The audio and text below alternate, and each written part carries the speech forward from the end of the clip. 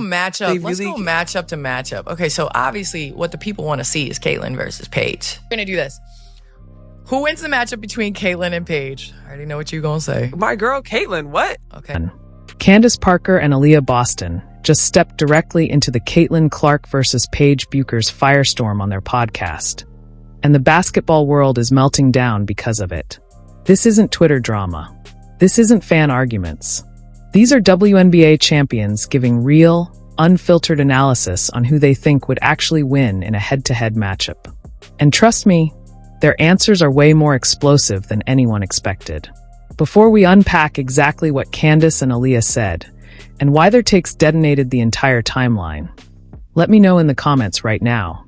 Team Caitlyn or Team Paige? And while you're down there, go ahead and hit subscribe so you don't miss the next Court Queens breakdown, because this one gets wild. A post about 2024 versus 2025 all rookie teams. Who wins a game to 21? Why is it 21? Why can't it just be who wins a game? No, why's it gotta be 21? Because people played at 21. That's what 21 is like not 5 on 5. 21 is like, yo, check up. We got 3 people. You never played jackpot. But you come on, man. You can't just play to 21. Like, what's the problem with 21? I want a full game. And we're gonna go down the list. This is kind of tough. I'm not gonna lie. Caitlyn Clark, Angel Reese, Camila Cardoza, Rickea Jackson, Phoebish versus 2025, which is Paige Bueckers, Sonia Citron, Kiki Iriafen, Dominique Malonga, and Janelle Salom. So Candace Parker and Aaliyah Boston dropped their latest podcast episode. And they didn't just touch the Caitlyn Clark versus Paige Bueckers debate, they dove headfirst into it. This is the matchup that's been dominating basketball conversations for months. And these two didn't dance around it. They broke down matchups, dissected skill sets, and gave brutally honest predictions about who would win in an actual game. And let me tell you, their takes are sending shockwaves through the entire basketball community. If you're rocking with the Court Queens breakdown so far, make sure you like the video so the algorithm knows you want more of this heat. Can't even lie though. Hear me out. I low-key think 2024 would win that. They definitely have more shooting on 2024. This whole showdown started because of a WNBA social post asking one simple question. 2024 rookie class versus 2025 rookie class. Game to 21. Who wins? Immediately, Aaliyah Boston had issues. She wasn't feeling the first to 21 format at all. Candace tried explaining that pickup games are played to 21, but Aaliyah pushed right back. She wanted a full game to see rotations, fatigue, defensive adjustments, the whole picture. Honestly, she's not wrong. 21 points barely scratches the surface of how these teams would really operate. But once they laid out the actual rosters, that's when things got spicy.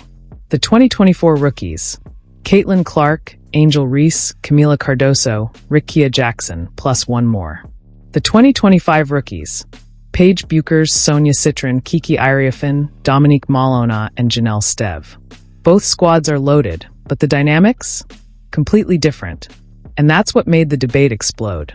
Candace immediately pointed to one advantage she said you can't ignore. The 2024 class has way more shooting. And she's right. Caitlyn Clark is arguably the best shooter in the women's game. Unlimited range. Elite shot creation. A literal defensive gravity machine. With a shooter like that, defenders can't sag, can't help, can't cheat. They have to guard the perimeter honestly, and that opens up the entire floor for everyone else. It changes the geometry of the game. Okay, let's go matchup. Let's go matchup to matchup. Okay, so obviously what the people want to see is Caitlyn versus Paige. We're going to do this.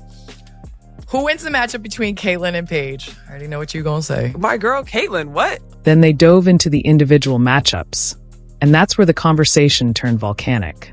Because the showdown everyone wants, the one that would sell out every arena from Indiana to Connecticut, the matchup that would shatter streaming records, is Caitlyn Clark versus Paige Bueckers. These are two of the most electrifying guards women's basketball has produced in the last 10 years. Both are winners. Both are massive cultural forces.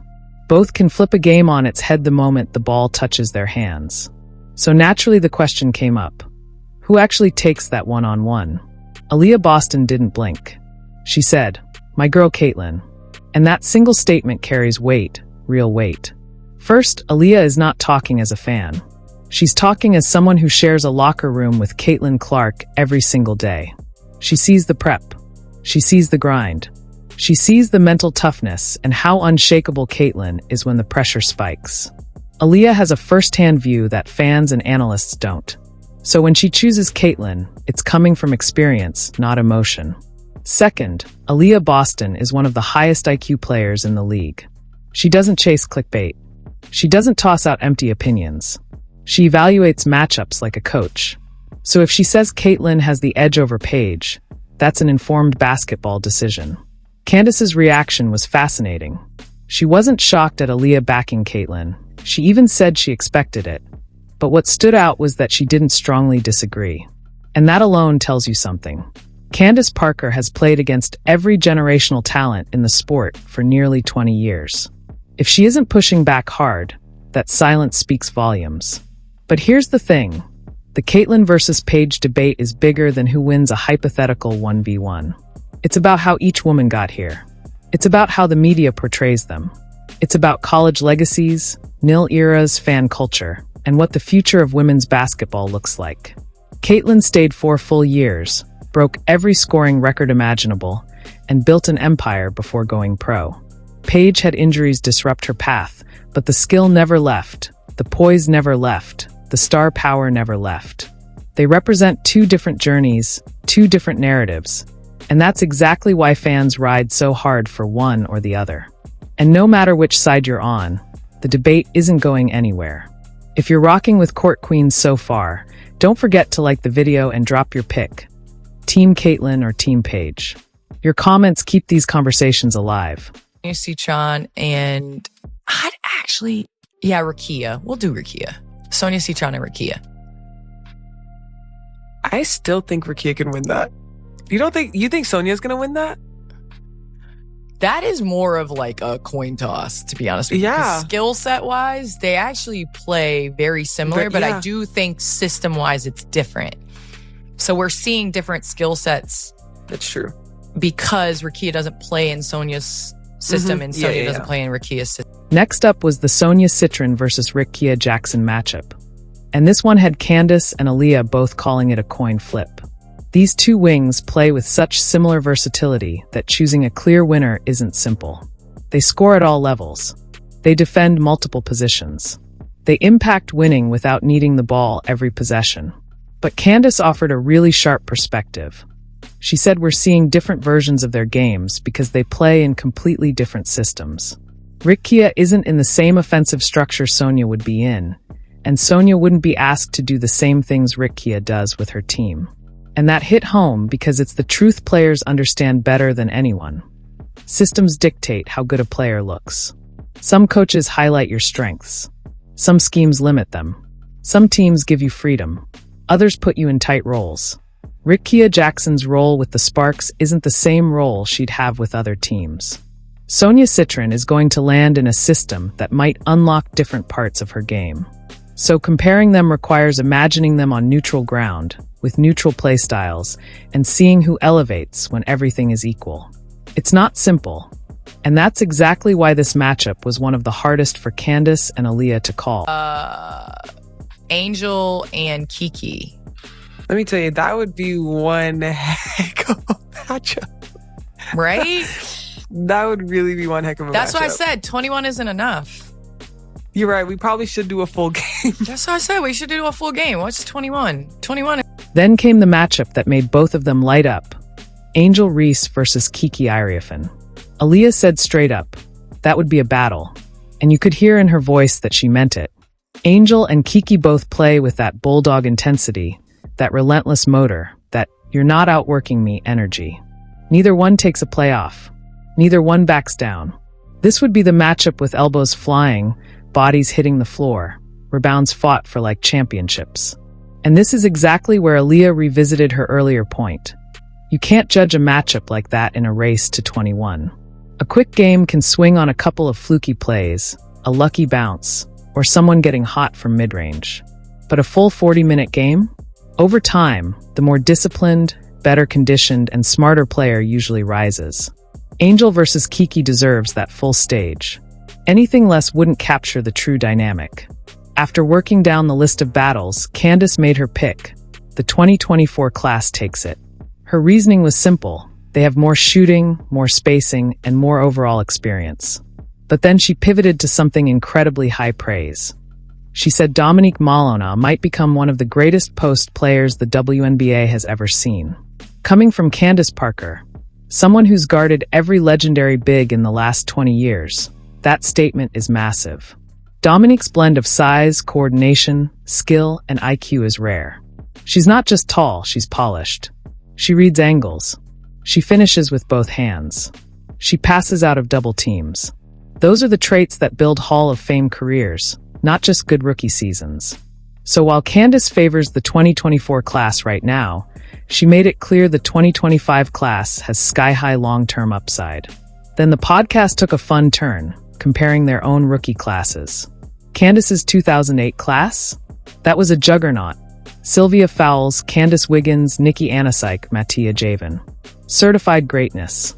Aliyah's 2023 class, Diamond DeShields, Dorka Juhas, Jordan Orton, Lee Ueru, has talent, but it's still early. Aliyah tried being diplomatic, saying she reps her class no matter what. But Candace pressed her, and Aliyah cracked with the most honest line of the episode. I'd be lying, and I don't want to get on this pod and lie. And just like that, the truth came out. 2008 was stacked in a way 2023 simply isn't. At least not yet. Candace tried to soften it by noting that careers take time to unfold. Horston's injury clouded her trajectory.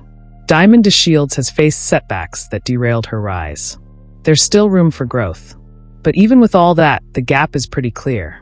What made this entire conversation so good is that it revealed how the pros really think. They don't evaluate talent the same way fans do. They aren't looking at highlight clips or comparing box scores. They're studying systems, chemistry fits, mental toughness, conditioning, long-term potential. When Aliyah says Caitlin beats Paige, it's not a soundbite. It's based on real, lived experience playing beside Caitlin every day. And the fact that these debates are happening at all tells you where women's basketball is right now, thriving. Fans care. Players engage. Media amplifies. The sport is in a moment. Caitlin versus Paige has become the defining rivalry of this generation. The Bird versus Magic of women's hoops. Two contrasting styles. Two giant fan bases. Two paths to greatness. And just like that NBA rivalry, this debate may never be settled. And that's exactly what keeps the sport buzzing. Candace and Aliyah broke it all down. Shooting, athleticism, IQ, system fit, experience, all of it matters.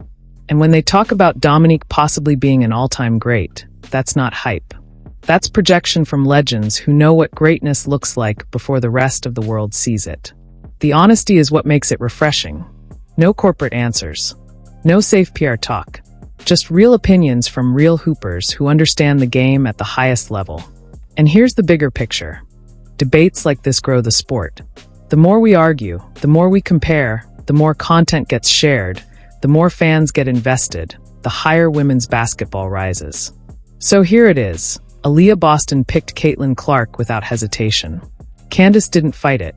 Now it's your turn. Who you got, Caitlin or Paige? Sound off in the comments, smash that like button, and subscribe to Court Queens for more real talk women's basketball breakdowns. This rivalry isn't going anywhere.